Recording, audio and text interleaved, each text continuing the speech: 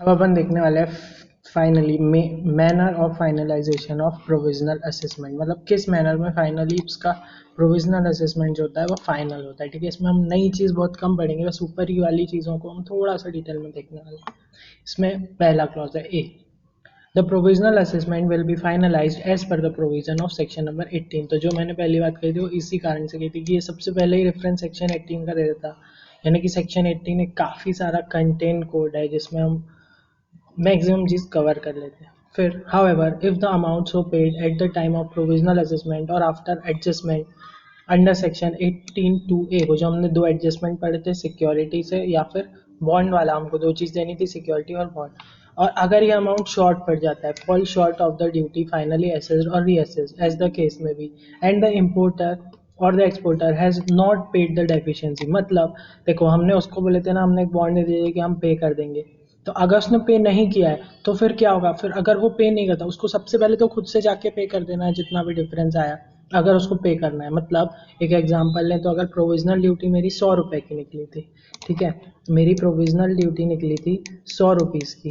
ठीक है, लेकिन एक्चुअल असेसमेंट में पता चला कि वो ड्यूटी तो है 120 रुपये की, ठीक, 100 रुपये की थी और पता चला कि वो तो 120 की है।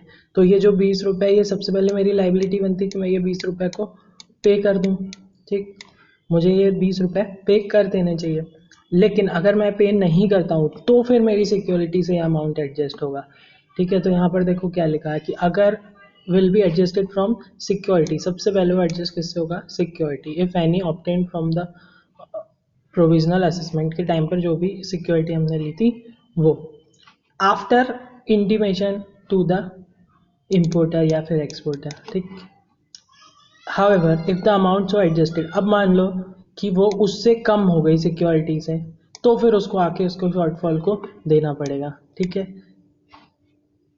द इम्पोर्टर और exporter of the goods would पे द शॉर्टफॉल, उस केसेस में उसको वो शॉर्टफॉल को पे करना पड़ेगा। The bond executed at the time of provisional assessment, जो आपने बॉन्ड दिया था, दो चीज़ दी थी, एक सिक्योरिटी दी थी, एक बॉन्ड दिया था, तो the bond executed at the time of provisional assessment with the security, ठीक है, if any will be cancelled, तो इस बॉन्ड का क्या होगा? ये कैंसिल हो जाएगा। मतलब हम जो मैनर देख रहे हैं उसमें पहले पॉइंट में हमने सिक्योरिटी की बात की, दूसरे में हम बात कर रहे हैं बॉन्ड की, ठीक है। ये जो बॉन्ड होगा after finalisation of provisional assessment, ये कैंसिल हो जाएगा और सिक्योरिटी भी रिटर्न हो जाएगी। Where final assessment is contrary, मान लो कि अगर फाइनल असेसमेंट जो है मेरा वो प्रोविजनल असेसमेंट से कॉन्ट्रडिक्ट करता है, मतलब उसमें डिफरेंस है, वही जो 100 और 220 का डिफरेंस था ना, यानी कि मेरा जो फाइनल असेसमेंट है वो प्रोविजनल असेसमेंट से अलग होता है, उस केसेस में हमको देना है प्रॉपर ऑफिसर को स्पीकिंग ऑर्डर देना है। स्पीकिंग ऑर्डर वही डिटेल वाला ऑर्डर है। Following principles of natural justice, ये सब हमने वो गूगल वाली डेफिनेशन में देख लिए थे, है ना।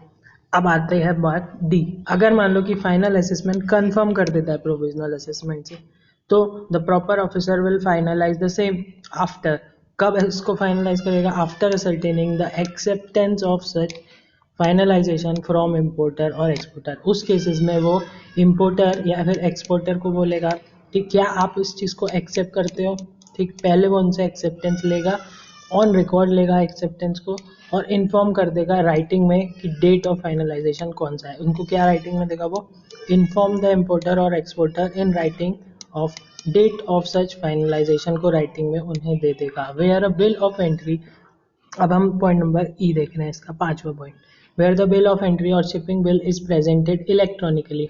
मान लो कि ये जो शिपिंग बिल है या फिर बिल ऑफ एंट्री है ये इलेक्ट्रॉनिकली दिया गया है, जो कि नॉर्मली दिया जाता है। तो ये जो प्रोविजनली एसेस वाला ऑर्डर है ना, the proper officer will finalise the provisional assessment on the systems also consequent to procedure prescribed in this regulation, ठीक है, वो सिस्टम पर ही इसका प्रोविजनल असेसमेंट या असेसमेंट का ऑर्डर देगा।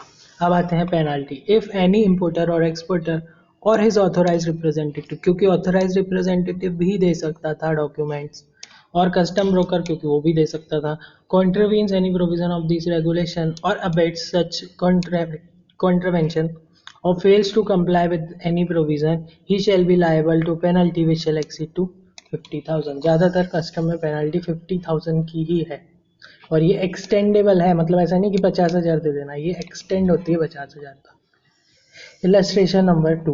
Mr. Krishna Bansali has imported some garments from Paris. इसने कोई garments मतलब क्लोथ्स वगैरह मंगाया कहाँ से? पेरिस से। He is unable to make self assessment. ये अनेबल है सेल्फ असेसमेंट करने में, तो इसको कहाँ जाना चाहिए? ऑफ कोर्स प्रोविजनल ड्यूटी की ओर जाना चाहिए अगर वो नहीं कर पा रहा है तो, और यही वो पूछेगा।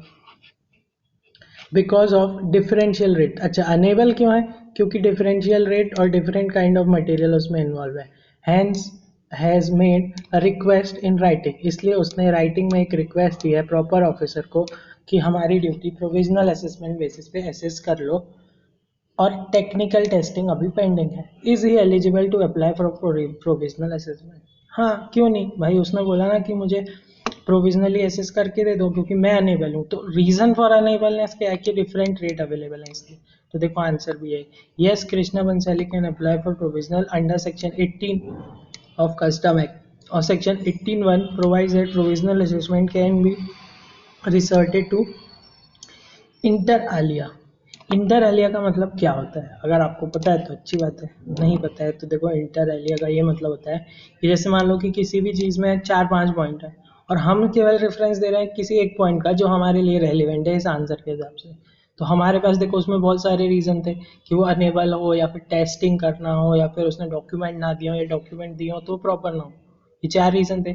उनमें से पहला रीज़न ये वाला था क्या? कि जब इम्पोर्टर अनेबल हो सेल्फ असेसमेंट करने के तब, under section number 17(1), and he makes a request in writing to the proper officer for assessment.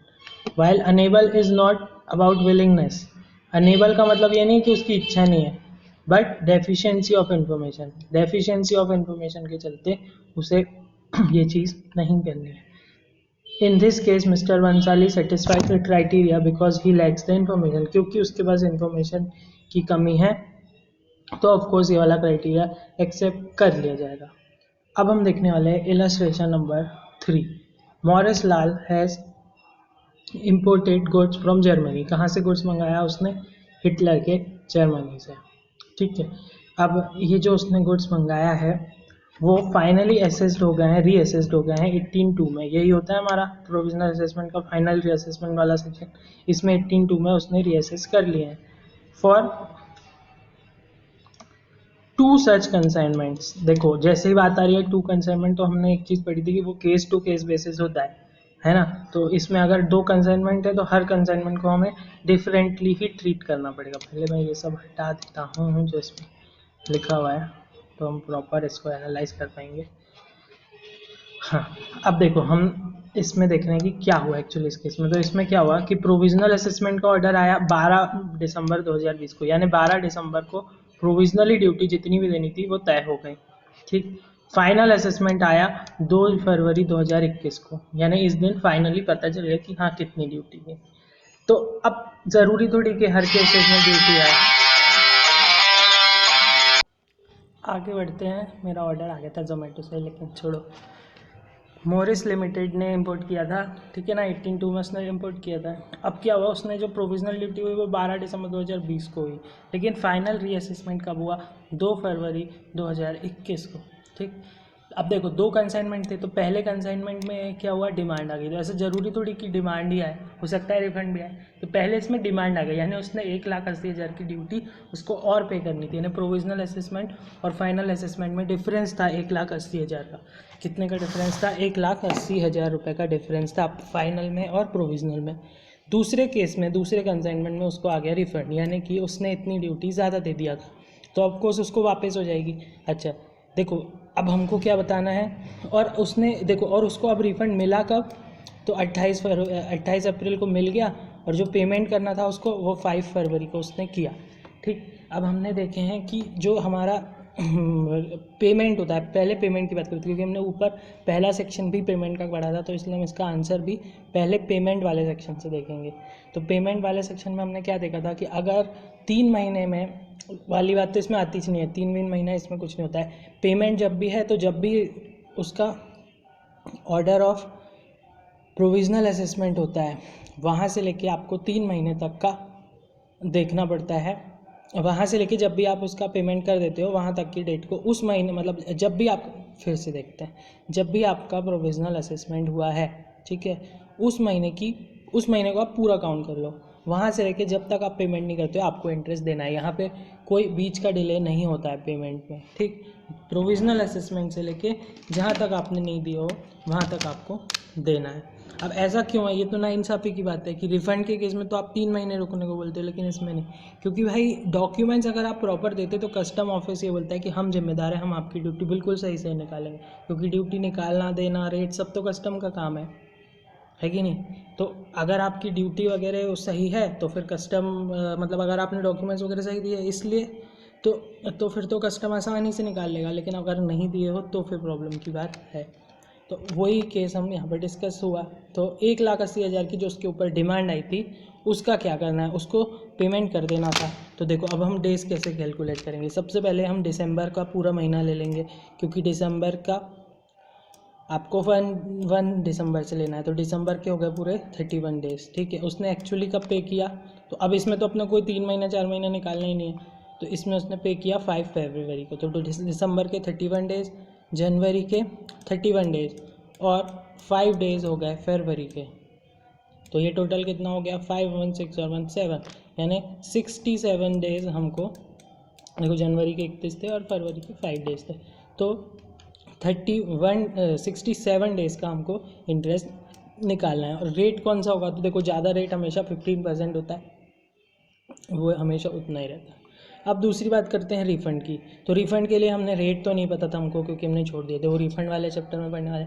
लेकिन हमने एक चीज़ ज़रूर देखे थे, वो होता है 3 मंथ्स, ठीक है। अगर उसको 3 मंथ्स में रिफ़ंड मिल जाता है तो फिर कोई इंटरेस्ट उसको नहीं मिलने वाला है। तो 3 मंथ्स में कितने होंगे, अब ये 3 मंथ्स कहाँ से निकालोगे आप, ये 3 मंथ्स आप निकालोगे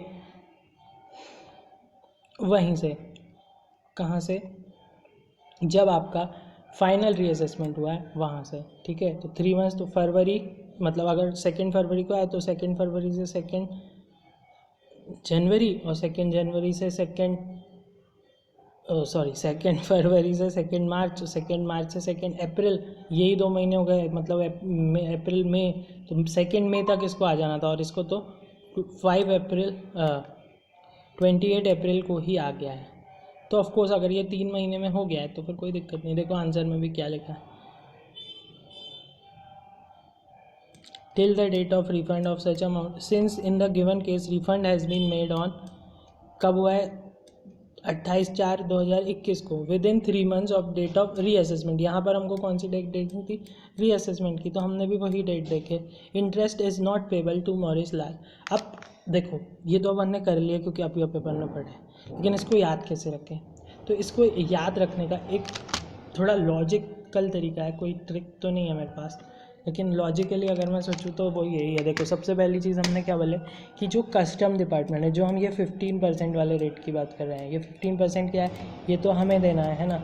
तो कस्टम डिपार्टमेंट मिलता है क्योंकि तुम अगर डॉक्यूमेंट्स देते हो, क्योंकि हमको डॉक्यूमेंट्स भी देना है कस्टम को, तो सब चीज़ तुम्हारी है। इसलिए अगर हमारे से जो डिफरेंस आ रहा है, तुमने जो दिए मतलब प्रोविजनली, और जो एक्चुअली फाइनली एसएचओएस में जो डिफरेंस आ रहा है, उसका कारण तुम हो, क्योंकि तुमने हमें प्रॉपर इन्फॉर्मेशन प्रोवाइड नहीं करी, ठीक। तो इस कारण से वो डिफरेंस आया, तो इसलिए हम ये ले लेते हैं। देखो इसमें रेट भी ज़्यादा है, 15 रेट तो 2 ही है, 15% और 6%। ज़्यादा वाला हमेशा 15 वाला रहेगा जो देने का रहेगा, ठीक है। तो आपने 15% का दे दिया इंटरेस्ट, ठीक, तो 15% का आप इंटरेस्ट दोगे, ठीक है। तो इसलिए इसमें ना जो डेट है वो शुरुआत से, जैसे ही आपका प्रोविजनल असेसमेंट हुआ है, क्योंकि भाई ड्यूटी तो प्रोविजनली जब से असेस हुई है वहीं से ड्यूटी का खेल तो शुरू हो गया है। तो प्रोविजनल असेसमेंट से लेकर के जब भी आपने पेमेंट कर दिया वहाँ तक की डेट को आपको मानना है कि इतने का इंटरेस्ट आपको 15% के हिसाब से मिलेगा। लेकिन मान लो कि बात आती है रिफ़ंड वाले केस में, ठीक है। तो रिफ़ंड वाले केस में क्या होता है कि जब अब ये बोल रहे हैं कि भैया देखो आप विश्वास करो, हम 3 महीने में आपको रिफ़ंड कर देंगे, ठीक, हम 3 महीने में रिफ़ंड कर देंगे। लेकिन अब रिफ़ंड वाले केस में देखो हमने ये नहीं पढ़े कि कब से कब तक होता है। तो रिफ़ंड वाले केस में मैं बता दूं कि वो जो 3 महीने जब ख़त्म होते हैं ना, 3 महीने में रिफ़ंड हम दे देंगे ऐसा बोलते हैं। 3 महीने में नहीं दिया है तो 3 महीने से जब तक वो नहीं उसका पेमेंट हो जाता, वहाँ तक का आपको इंटरेस्ट लगता है 6%। ये हम रिफ़ंड वाले चैप्टर में पढ़ेंगे, लेकिन अभी ठीक है क्योंकि मैं वहाँ से पढ़ चुका हूँ तो ये हमारा काम आसान हो जाएगा। तो इसलिए वो पीरियड कौन सा होता है, देने वाला। तो वैसे जो ट्रिक मैं बताया था ऐसा कुछ जमा नहीं, लेकिन ठीक है मेरे को यही ट्रिक लगती है कि वो कम होगा, सरकार देगी हमेशा कम और लेगी हमेशा ज़्यादा। ठीक, जब वो कम दे रही है ना तो वो टाइम भी कम से कम टाइम करती जाएगी। मतलब कम से कम टाइम क्या हो सकता है, वो देखो अब जब उसमें आपने डेट ऑफ कैलकुलेट किए तो वो भी आपने कब से किए, 3 महीने की डेट, वो कर रहे हो आप रीअसेसमेंट से। और लेकिन यहाँ पर अपन ने कहाँ से कैलकुलेट किए थे, प्रोविज़नल असेसमेंट से। ठीक, क्योंकि प्रोविज़नल के बाद रीअसेसमेंट आती है, पहले तो प्रोविज़नल वाली डेट आ गई, फिर फाइनल या फिर रीअसेसमेंट वाली डेट आ गई और डेट ऑफ पेमेंट आ गई। तो यहाँ से लेकर के यहाँ तक का ये अगर आपको इंटरेस्ट पे करना है तो, लेकिन जब मिलने वाला है तो शॉर्टेस्ट डिस्टेंस जो है वो ये वाली होगी, आर से लेके पी तक। ठीक, ठीक है, इतना ही था। आप आगे का अपन नेक्स्ट इसमें देखेंगे।